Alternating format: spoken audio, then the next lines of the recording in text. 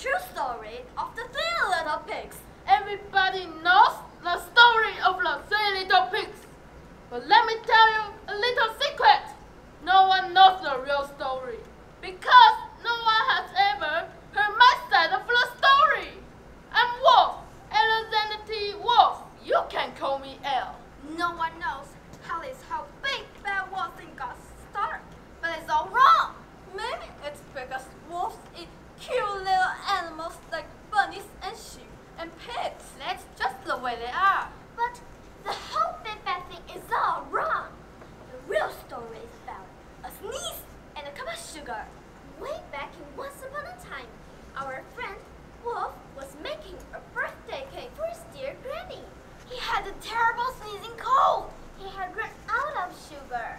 So he walked down the street to ask his neighbor for a cup of sugar. Now this neighbor was a pig and he wasn't too bright either. He had built his house out of straw. Can you believe it? Who in his right mind would build a house of straw?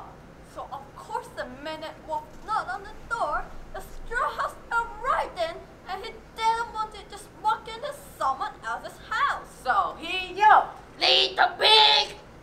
Little pig, are you in? no one answered. He was just about to go home without a cup of sugar for his dear old granny's birthday cake.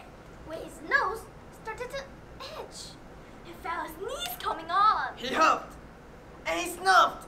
And he sneezed. A great sneeze. And you know what? That straw house just fell apart. And right in the middle of the pile of straw was a first little pig. That is a doornail. He had been home the whole time. It seemed like a shame to leave a perfectly good hand dinner lying there. So Wolf ate it up. He was feeling a little better, but he still didn't have his cup of sugar. So Wolf went to the next neighbor's house. This neighbor was the first little pig's brother. He was a little smarter. He had built his house out of sticks. Wolf rang a bell on the stick house. Nobody answered. He called. Mr. Pig! Mr. Pig, are you in? Go away, Wolf. You can't count me. I'm shaving the hairs on my chinny chin. Wolf grabbed the doorknob when he felt another sneeze coming on. He huffed and he snuffed. And he tried to cover his mouth, but he sneezed a great sneeze. And you're not going to believe it. The second little pig's house crashed to the ground just like his little brother's. When the dust cleared, there was a second little pig, dead as a doornail.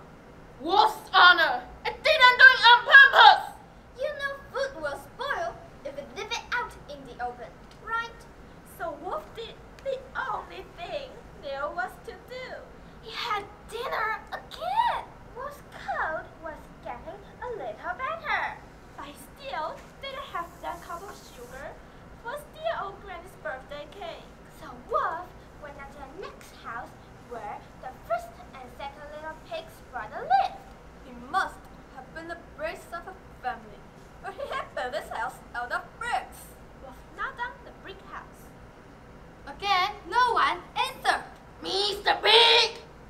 Mr. Pig, are you in? Do you know what that rude little pig said? Get out of here, Wolf! Don't bother me again. Wow, that was so impolite.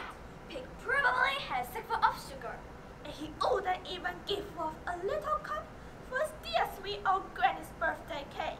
Wolf was just about to go home and maybe make a nice birthday card instead of a cake when he found his sneeze coming on.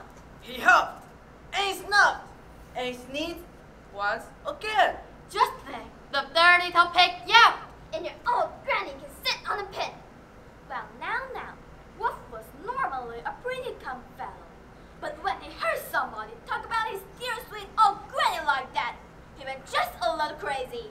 When the cops drove up, of course, he was trying to break down the pig's door. Wolf was huffing and puffing and sneezing and making a real scene. News reporters found out about the two pigs Wolf had for dinner, and they figured a sick guy going to borrow